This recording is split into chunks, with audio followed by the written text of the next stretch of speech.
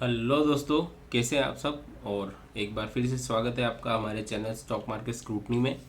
और अगर आप चैनल पर नए हैं तो प्लीज़ इसे लाइक करिए, शेयर करिए, सब्सक्राइब करिए। फटाफट शुरू करते हैं आज, क्योंकि बहुत ही इंटरेस्टिंग डे था। बहुत बहुत इंटरेस्टिंग डे था। इंटरेस्टिंग डे इसलिए बोल रहा हूँ क्योंकि सबसे पहले मैं आपको कुछ चीज़ें बताता हूँ शुरू करने से पहले। ये बेसिकली आज जो लूजर्स हैं उनका एक इंडेक्स है। आपको money.rediff.com पे दिख जाएगा। और आप देखेंगे मिड कैप और स्मॉल कैप में वापिस से सेकेंड डे बहुत अच्छी शुरुआत में पिटाई हुई है। मतलब अगर मैं फर्स्ट हाफ की बात करूं जो 11, 12:30, 1 o'clock तक था, तब तक मार्केट में मिड कैप्स को बहुत बुरी तरीके से गिराया जा रहा था। अब हम देखते हैं कि उसका रीज़न क्या था। रीज़न था ये, जो 9 अगस्त को जो 9 अगस्त को एक सेबी का बीएससी का बॉम्बे स्टॉक एक्सचेंज का नोटिफिकेशन आया था कि हम कुछ कैपिंग कर रहे हैं। कैपिंग मतलब मैं आपको थोड़ा सा समझाता हूँ कि हुआ क्या है। सपोज करिए आपने कोई स्टॉक 10 रुपये में लिया है। आप सोच रहे हो 10 रुपये का स्टॉक 100 रुपये, 1000 रुपये जा सकता है, बिल्कुल जा सकता है। तो बेसिकली क्या है कि अभी जो रैली चल रही है मिड कैप स्मॉल कैप में, उसमें पैसा 10 गुना, 5 गुना, 20 गुना बहुत जल्दी हो रहा है। बहुत जल्दी मतलब कुछ स्टॉक से जो 5-5 रुपये से 100-100 रुपये तक पहुंच गए। रिलायंस इंफ्रा आप देख लीजिए 140, 100 प्लस जाके आया है।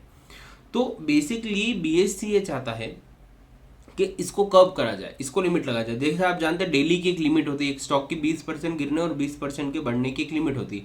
अगर 20% को स्टॉक चल जाता है तो उसको बीएससी या एनएससी उस स्टॉक को ट्रेडिंग रोक देती है उस दिन के लिए। तो यहाँ पे आप देखिए, यहाँ पे क्या करा गया, एक नोटिस लाया गया 9 अगस्त को, जहाँ पे कुछ कैपिंग दी गई कि भैया हम एक स्टॉक को जिसका रेफरेंस प्राइस अगर एक्स है तो 6 महीने में 6 टाइम्स ही बढ़ने देंगे। मतलब 10 रुपये की चीज़ 60 रुपये हो सकती है, एक साल में वो 120 हो सकती है, 2 साल में वो 200 हो सकती है, 3 साल में 300 हो सकती है, उससे ज़्यादा नहीं। बड़ा सिंपल सा रूल है, अगर आपने 10 रुपये कहीं पे लगाया तो 3 साल में मैक्सिमम आपको 300 रुपये दे सकते हैं। ये बीएससी ने बोला। अब इसमें पैनिक क्यों क्रिएट हुआ? पैनिक इसलिए क्रिएट हुआ क्योंकि मिड कैप स्मॉल कैप का जो इन्वेस्टर है वो जनरली इससे ज़्यादा जल्दी रिटर्न चाहता है। आपको बिल्कुल मैं एक चीज़ क्लियर बताऊं, अगर आप एचडीएफसी बैंक में, एक्सिस बैंक में पैसा लगाओगे 700, 780 के स्टॉक पे, आपको पता है कि वो 2 दिन में या 2 महीने में 780 से 1400 या डबल नहीं हो जाएगा 1500। आप ये मान के चल रहे हैं, आप उसमें स्लो रिटर्न लेकिन स्टेडी रिटर्न के लिए पैसा लगा रहे हो। और जो मिड कैप स्मॉल कैप में पैसा हम लगा रहे हैं वो हम जनरली फास्ट रिटर्न के लिए लगाते हैं, क्योंकि हम रिस्क भी ज़्यादा उठाते हैं, कंपनी के फंडामेंटल्स को ज़्यादा हम इग्नोर करते हैं। तो बेसिकली ये एक पैनिक क्रिएट हुआ कि यार इसके बाद क्या, मतलब वहां पे कैपिंग लगा दी गई कि मैक्सिमम में 1 रुपये से या 10 रुपये से 3 साल में 300 रुपये कमा सकता हूँ, उससे ज़्यादा नहीं। अगर उतना लेवल पे मैं आ गया तो मेरी ट्रेडिंग रोक दी जाएगी, मुझे और नहीं बढ़ने दिया जाएगा। तो वहां से ये पैनिक क्रिएट हुआ। अब ये जो नोटिफिकेशन था ये था 9 अगस्त को। 9 अगस्त को ये आया, उसका 10th को बहुत ही अच्छी, हमने देखा 10th को बहुत ही अच्छी तरीके से मिड कैप और स्मॉल कैप इंडेक्स गिरा। कल मैंने आपको एडवांस डिक्लाइन रेशियो भी बताया था, ऑलमोस्ट 9:1 का था। और उसका सेकंड डे आज वापस 11 अगस्त को सुबह ये कंटिन्यू हुआ। हम गैप अप खुले और एकदम से हमने गिव अप किया। और मिड कैप स्मॉल कैप में तो भयानक सेलिंग, भयानक सेलिंग। मतलब मेरे ख्याल से 90% ऐसे लोग होंगे जिन्होंने आज या कल में ही अपना पोर्टफोलियो रेड में देखा होगा, उससे पहले रेड में आया भी नहीं होगा। और मैं आपको क्यों बता रहा हूँ, क्योंकि निफ्टी में करेक्शन नहीं आया, निफ्टी 16,000 के लेवल में, लेकिन आप सबके पोर्टफोलियो रेड में गए होंगे। उसका रीजन ये है कि मिड कैप और स्मॉल कैप का एक सर्टन परसेंटेज हर पोर्टफोलियो में होता है। आपको पता भी नहीं होगा, लेकिन कोई एक कंपनी होगी मिड कैप स्मॉल कैप की जो आपके पोर्टफोलियो में होगी, और उसने एकदम से फॉल दिया, जिससे कि आज एकदम पैनिक क्रिएट हुआ। अब क्या हुआ, आफ्टर 12:30, 11 o'clock के आसपास क्या हुआ कि बीएससी ने इसको मैं बोलूँगा कि वापस से क्लैरिफाई करा कि हम जो ये कहना चाह रहे हैं, बीएससी ने कहा हम ये कहना चाह रहे हैं ये सारी की सारी कंपनियों पे एप्लीकेबल नहीं है। हम सिर्फ कुछ एक्सक्लूसिव ग्रुप की बात कर रहे हैं, जो कि X, XT, Z, ZP, ZY, Y. तो उन्होंने कहा कि सिर्फ इन कंपनीज के ऊपर वो एप्लीकेबल है। कंपनी, इसके अलावा उन्होंने और बाइफर्केशन करा कि अगर इस ग्रुप में कंपनी आती है लेकिन उसका प्राइस 10 रुपये उससे कम है तो फिर हमारा रूल एप्लीकेबल नहीं है। अगर उसका मार्केट कैपिटलाइजेशन 1,000 करोड़ से ज़्यादा है तो भी हमारा रूल एप्लीकेबल नहीं है। तो अब उसके बाद क्या हुआ कि बहुत ही कम कंपनीज इसमें रह गई, ऑलमोस्ट 31 कंपनीज बची, जो बहुत ज़्यादा ट्रेड वैसे भी नहीं होती, जो 10 रुपये से कम है, 1,000 करोड़ से नीचे है जिनका मार्केट कैप, सिर्फ उन पे ये पाबंदी लगाई गई है कि उनको 3 साल में हम 3 गुना या 30 टाइम्स होने देंगे, उससे ज़्यादा नहीं होने देंगे। तो जैसे ही ये नोटिस आया, वापिस से पैनिक मेल्टडाउन हुआ और वापिस से बाइंग आई और मिड कैप ने बहुत ही जोरदार, बहुत ही शानदार रिकवरी दी। मतलब आप समझ सकते हैं कि जो फॉल था वो एक नोटिस या सर्कुलर को लेके था। उस नोटिस सर्कुलर को क्लियरिफाई करा गया, उसको बताया गया कि सारे मिड कैप स्मॉल कैप के लिए नहीं, पर्टिकुलर चीज़ों के लिए है। मेरा सिर्फ इतना सा क्वेश्चन है, अगर बीएससी है तो ये सारी चीज़ें आप हमें डायरेक्ट क्यों नहीं बता देते फर्स्ट टाइम पे? ये क्यों सारी चीज़ें नोटिस में क्लियर नहीं करी गई फर्स्ट टाइम पे? जब आपको पता है कि इतना बड़ा small cap mid cap index है, ऑलमोस्ट 2000 कंपनीज है, तो आपने फर्स्ट टाइम में क्यों नहीं क्लियर करा? क्यों इतने सारे रिटेलर्स का नुकसान हुआ? मैं आपको बताता हूँ नुकसान कैसे हुआ। अगर आप लॉन्ग टर्म इन्वेस्टर्स हैं, 2007 में क्रैश आया, 2017-18 में क्रैश आया, 2020 में कोरोना का क्रैश आया, लेकिन हमने रिकवरी उससे तेज दी। तो आप ये छोटे मोटे पोर्टफोलियोज के लॉस से मत डरिए, आप होल्ड करिए। लेकिन अगर आप वो लोग हैं जिन्होंने आज सुबह लॉस देख के जो रिसेंट में खरीदा था और बेचा, और बाद में वापस देखा कि मेरा स्टॉक तो मेरे प्राइस से बहुत ऊपर निकल गया क्योंकि मैंने कम में बेच दिया, ये आपने गलती करी है। क्योंकि अगर आप स्टॉक मार्केट में है तो ये चीज़ पे ध्यान रखिए कि ये फॉल क्यों आ रहा है या पैनिक सेलिंग क्यों आ रही है। आप रीज़न ढूंढने का प्लीज़ कोशिश करिए, क्योंकि कोई भी चीज़ बिना रीज़न, बिना किसी ट्रिगर के स्टॉक मार्केट में नहीं होती। ऐसा नहीं कि एकदम से सारी के सारी मिड कैप कंपनियां आज ही खराब हो गई और सबको गिराना, नहीं, ऐसा नहीं है, बिल्कुल भी नहीं है। करेक्शन भी नहीं है, अभी तो निफ्टी का करेक्शन बाकी है। जब निफ्टी का करेक्शन आएगा 10-15% का, तब आप क्या करेंगे?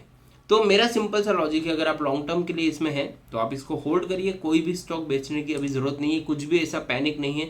ये क्लेरिफाई हो गया है और मेरे ख्याल से 2 या 3 दिन में जितने भी मिड कैप और स्मॉल कैप इंडेक्स या स्टॉक्स गिरे हैं वो अच्छी रिकवरी आपको दे देंगे, तो उसे होल्ड करिए, कुछ भी ऐसी दिक्कत नहीं है। तो ये तो मेरा व्यू था। अब थोड़ी सी दूसरी चीज़ें हम देख लेते हैं। हम चार्ट एनालिसिस एंड में देखेंगे, कुछ एक्स्ट्रा चीज़ें मैं ऐड कर रहा हूँ आज।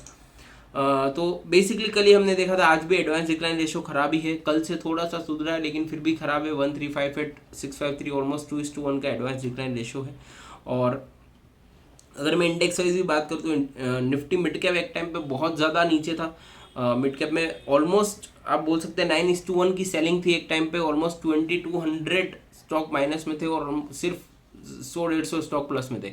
तो वो बहुत ही अच्छी रिकवरी हमने एंड में देखी, क्योंकि बीएससी ने क्लेरिफाई करा इसके लिए। अब एक चीज़ और मैं आपको बताना चाहता हूँ कि अभी करंटली जो यूएस का डो जोन्स है वो ऑल टाइम हाई पे है। अभी इसने बहुत ही अच्छा ब्रेकआउट दिया है, जो ऑल टाइम हाई ट्रेजेक्टरी पे अभी काम कर रहा है, तो पॉजिटिव है, ओवरऑल पॉजिटिव है। लेकिन जो प्रॉब्लम है वो है यूएस डॉलर। तो यूएस इंडेक्स आज सुबह बहुत ही तेजी से 93 पे गया था, बहुत ही तेजी से 93 पे गया था। थोड़ा सा मुझे भी टेंशन हो रही थी कि ये इतनी तेजी से अगर बढ़ रहा है ये ब्रेकआउट ना दे दे, क्योंकि 93 के बाद 95 तक बहुत ही स्पीड में इसको जाना था। लेकिन अभी थोड़ा कूल ऑफ है, अभी नीचे है, तो अभी इतना कुछ पैनिक करने की बात नहीं है। अगर 93 के ऊपर निकलता है तो फिर हमारे लिए दिक्कत हो सकती है। चलिए अब आ जाते हैं हम चार्ट एनालिसिस पे, जो कि हम डेली करते हैं। आज हम सिर्फ निफ्टी बैंक निफ्टी करेंगे क्योंकि ऑलरेडी वीडियो बड़ा हो गया है और मैंने रेंज बना के रखी है, आप देख ले, बहुत दिन से 6 दिन से ऑलमोस्ट ये रेंज को हम फॉलो कर रहे हैं। नीचे हमारी ट्रेंड लाइन है, उस पर परफेक्ट सपोर्ट हम ले रहे हैं, ऊपर रेजिस्टेंस तक हम जा रहे हैं, उसको ब्रीच नहीं कर रहे हैं। लेकिन आज जो रिवर्सल है, आप ये देखिए, विक है, ये बहुत ही एग्रेसिव बाइंग आई है। लोअर लेवल से जो सपोर्ट है उसको बहुत ही अच्छे से रेस्पेक्ट किया है निफ्टी ने। तो वापस से मेरा व्यू बिल्कुल सिंपल रहेगा। अब एक चीज़ ध्यान में रखिए, कल एक्सपायरी है, बहुत से लोग आज लॉन्ग करके गए होंगे, बहुत से लोग आज शॉर्ट करके गए होंगे। कल वीकली एक्सपायरी है। मैं जनरली मेरे जो व्यूअर्स हैं या सब्सक्राइबर्स हैं उनको सजेस्ट नहीं करता हूं कि इंडेक्स में आप ट्रेड करो। मैं हमेशा एक ही चीज़ बोलता हूं कि आप स्टॉक स्पेसिफिक ट्रेड करो।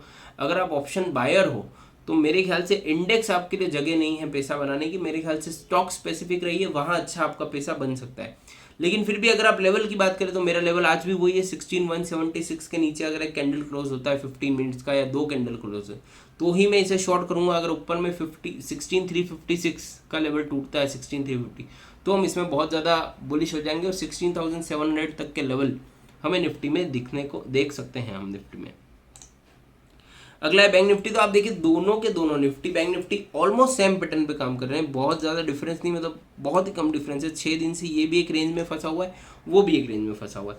सेम चीज़ मैं वापस बोलूँगा दोनों के लिए, आइदर ब्रेक डाउन और ब्रेक आउट के लिए एक ही चीज़ है, लेवल्स का ध्यान रखना। 35,540 अगर टूटता है तो फिर आप इसे शॉर्ट करिए। अगर ऊपर में 36,235 टूटता है तो आप इसे लॉन्ग करिए। आप देखिए आज जो सपोर्ट लिया है, आप जनरली कुछ लोग होते हैं जो नहीं मानते कि ट्रेंड लाइन काम करता है मार्केट में, सपोर्ट रेजिस्टेंस काम करता है, लेकिन हमारी जो एनालिसिस है उसमें हमको लगता है कि 80-90% ये काम करता है। आज देखिए परफेक्ट बाउंस मारा है सपोर्ट से हमारे। आप निफ्टी में भी देख सकते हैं, बैंक निफ्टी में भी देख सकते हैं, मेरे पास्ट वीडियोस देख सकते हैं। मैं 5 या 6 दिन से इसी एक लाइन को फॉलो कर रहा हूँ और यहीं से बाउंस है। तो मुझे लगता है कि अगर ये बाउंस कंटिन्यू रहता है और कल बैंक्स में एक रैली आती है तो फिर हम बैंक निफ्टी में बहुत ही अच्छे लेवल्स की तरफ बढ़ चलेंगे, जो मेरे ख्याल से 37,000 को अटेम्प्ट करना एक बार बैंक निफ्टी ज़रूर चाहेगा। जो मेरे हिसाब से चार्ट वाइज मुझे दिख रहा है वो ये लेवल तो मिनिमम दिख रहा है, 37,200 तक बैंक निफ्टी को जाना चाहिए।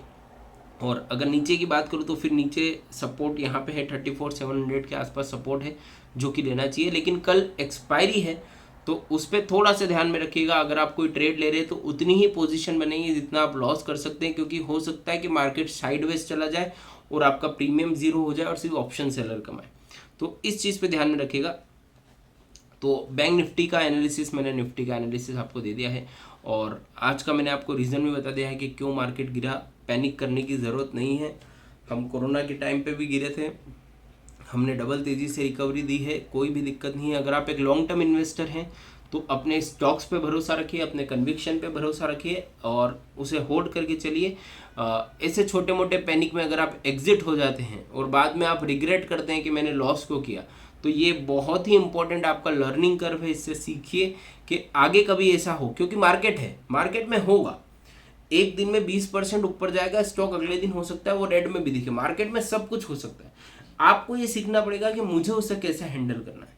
अगर आपने वो सीख लिया तो आप इसमें वेल्थ क्रिएट कर लेंगे। अदरवाइज आप शॉर्ट टर्म में पैसा कमाने की सोच रहे हैं, ऐसा सोच रहे हैं कि मैं 1 साल में 2 साल में राकेश झुनझुनवाला बन जाऊंगा, तो वो पॉसिबल नहीं है। आपको उसके लिए होल्डिंग रखनी पड़ेगी।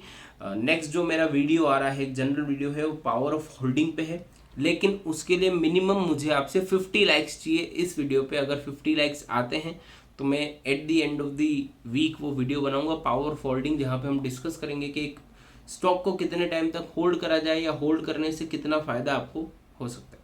चलिए आज की वीडियो में इतना ही। अब मिलते हैं कल एक नए वीडियो के साथ। चैनल को लाइक करना, सब्सक्राइब करना ना भूलें। ठीक है, गुड नाइट, बाय बाय, जय भारत।